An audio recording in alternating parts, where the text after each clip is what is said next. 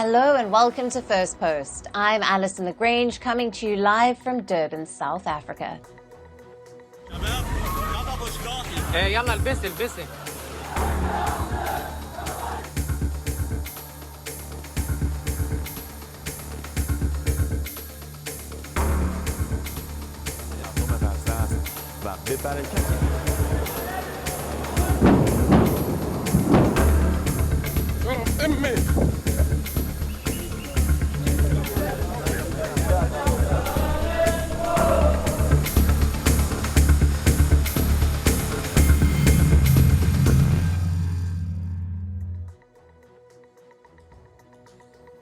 Hello and welcome. Let's begin with our top story.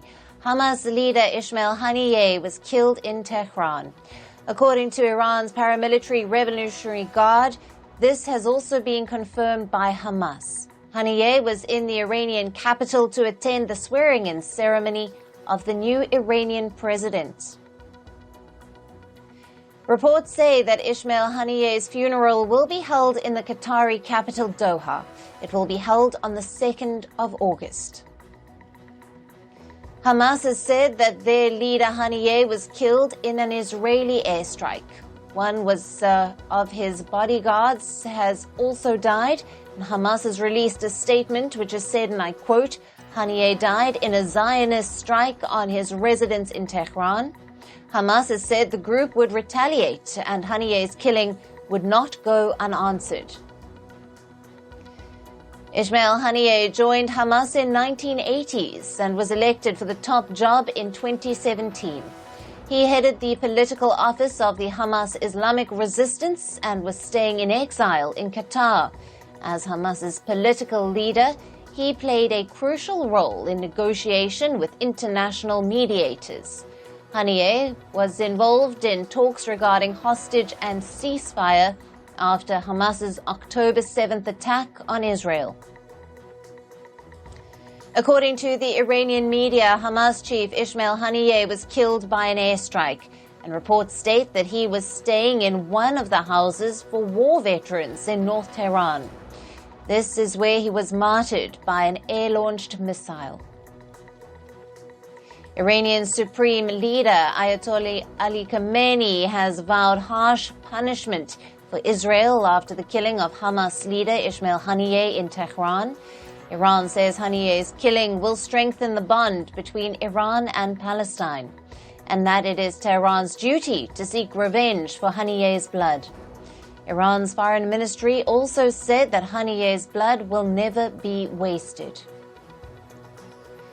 President of the State of Palestine, Mahmoud Abbas, has condemned the killing of Hamas leader Ismail Haniyeh. He called the incident a cowardly act and a dangerous development. Abbas also called upon the people of Palestine to unite and be patient. Palestinian factions called for a general strike and marches on Wednesday to protest the killing of Hamas leader Ismail Haniyeh in Tehran. They announced a comprehensive strike and anger marches to denounce the assassination. The factions described the killing as part of Zionist state terrorism and its war of extermination. This joint statement was made by national and Islamic factions in the West Bank. Turkey has condemned the shameful assassination of Hamas political leader Ismail Haniyeh. A statement released by the Foreign Affairs Ministry states that this attack aims to spread the Gaza war to a regional dimension.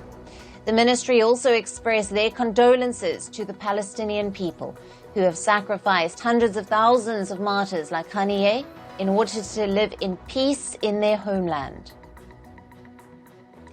Russia has denounced the killing of Hamas leader Ismail Haniyeh. The Russian Deputy Minister of Foreign Affairs, Mikhail Bogdanov, has said in an interview he deemed the killing as unacceptable political assassination. Bogdanov feels that this will lead to further escalation of tensions.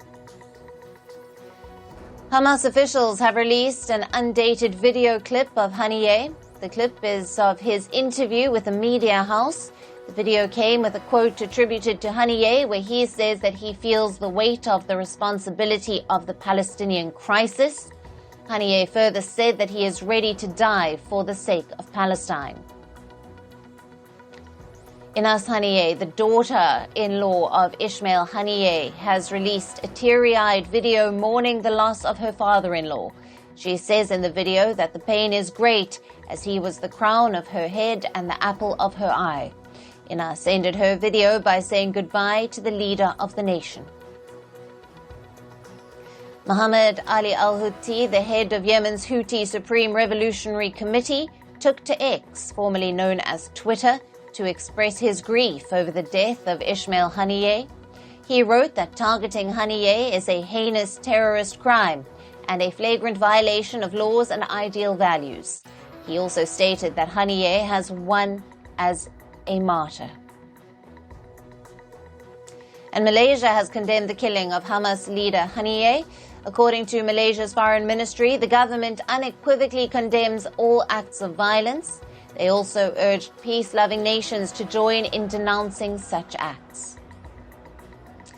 Now, for more details, we have with us Scott Lucas, who is a professor of international politics at the Clinton Institute, University College Dublin, and an international affairs analyst. Welcome to First Post. So much for having me here. Now, the targeted killing of Haniyeh represents the highest-ranking death of a Hamas political leader since the October 7 attacks. Does this represent an escalation in the Israel-Gaza war?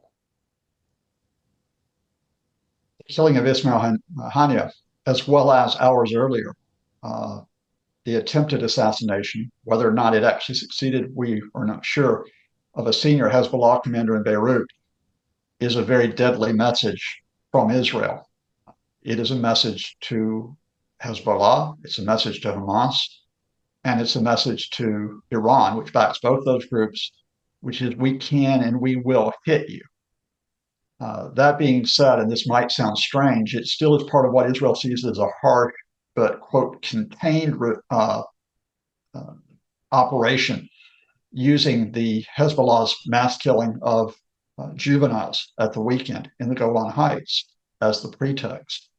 And the reason why I say contained is that Israel, I think, now has sent its message in terms of, this is where we're going to go with targeted assassinations rather than with a direct war with Hezbollah, which would be, of course, a two-front war since it adds to Israel's open-ended military operations in Gaza. And what the Israelis have effectively done is two things. One is they've sent the message to Hezbollah, to Hamas, and to Iran, okay, the ball's in your court. Are you going to try to hit back at us? Because if you do, we will hit you back even harder.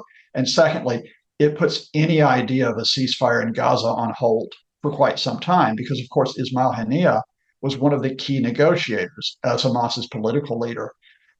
With those ceasefire negotiations being put on hold, Benjamin Netanyahu in Israel can continue his war in Gaza. And indeed, he gets a bit of breathing space for it, given he is still in a great deal of political and legal trouble inside Israel. Right.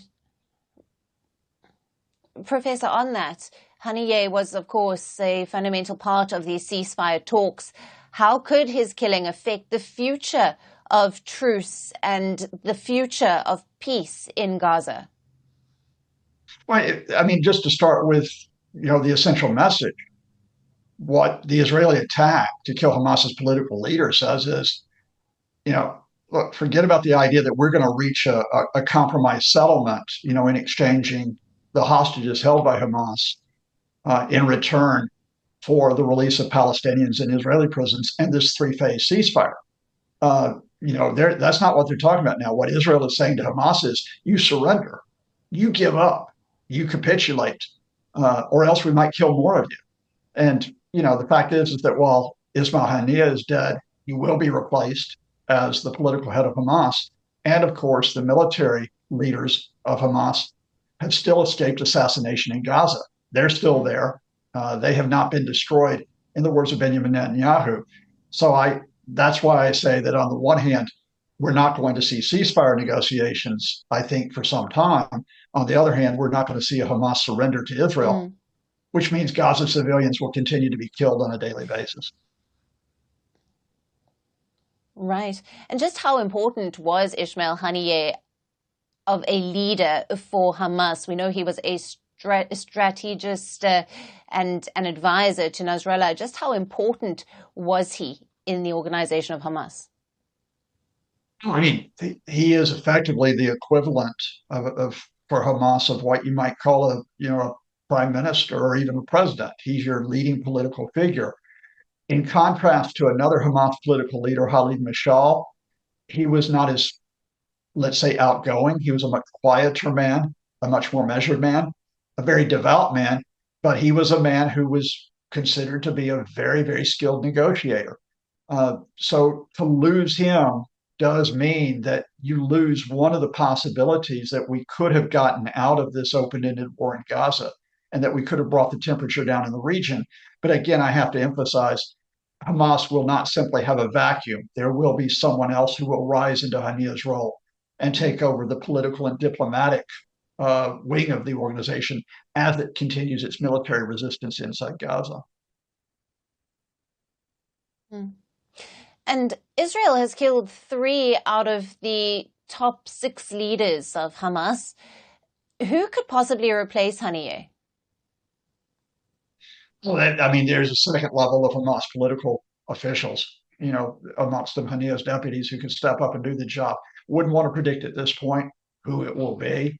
But Hamas has suffered assassinations by Israel going back many years. This just didn't start since October 7th with Hamas's own mass killings inside Israel.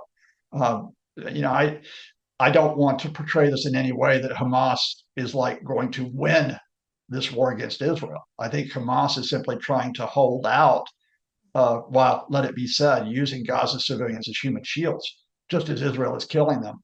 But no, I think the fact is that as we've seen with the killing of Hamas's military leaders who have been replaced for more than a decade, Haniyeh will be missed in terms of what he specifically brings to the ceasefire protest, but his death does not mean the collapse of Hamas politically. Right. And Professor, this strike was in Iran's capital, Tehran. Even though Israel has not claimed responsibility, Hamas has called it a Zionist strike. Could this further escalate tensions between Iran and Israel? Certainly tensions will be raised. You've got Iranian officials, including the supreme leader today, shaking their fist and vowing revenge, which is what they do after every Israeli attack. But it doesn't necessarily mean direct confrontation between Iran and Israel. Your viewers might remember back in April that after Israel killed Iranian commanders in Syria, Iran carried out a demonstration attack with 100 missiles, including on an Israeli military base. Israel responded with a few missiles of its own on Iran, and then the escalation sort of stopped there. What I think we are seeing 3 months later is sort of a phase 2 of what has happened there. And that is the Israelis are saying, look, you hit us with missiles 3 months ago. Don't think we can't hit you, and we can hit your allies as well. And I think the Iranian leadership is in a bind. They have serious economic issues in their country. A lot of their population do not want the Iranian regime to continue to invest more in terms of Palestinians and Lebanon and Hezbollah at the expense of domestic issues. And there are very big social problems in Iran, even as they named a new president yesterday to try to stave off some of those problems.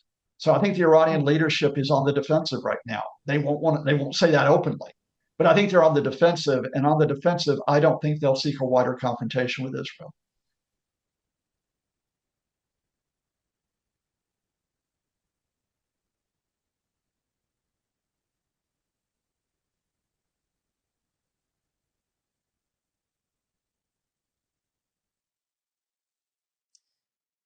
Professor Scott Lucas, thank you very much for being with us on First Post and bringing us all those valued insights.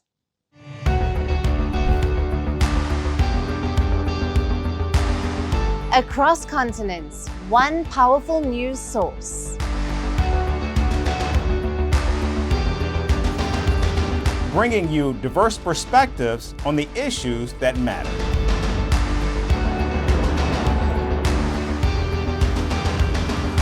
We go beyond the boundaries to give you that little extra about every sporting moment.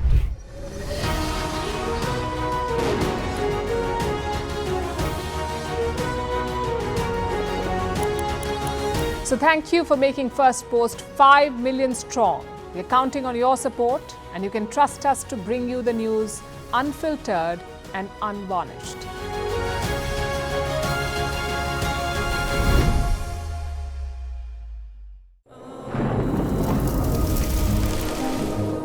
Climate change is on our doorstep.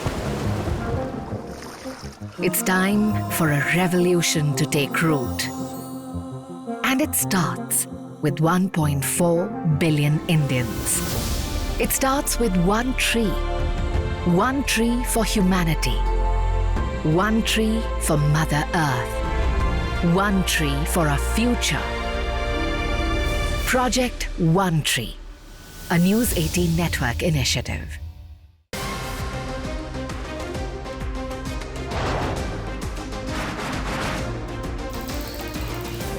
On the show today, the T20 World Cup Bangladesh has moved across to the West Indies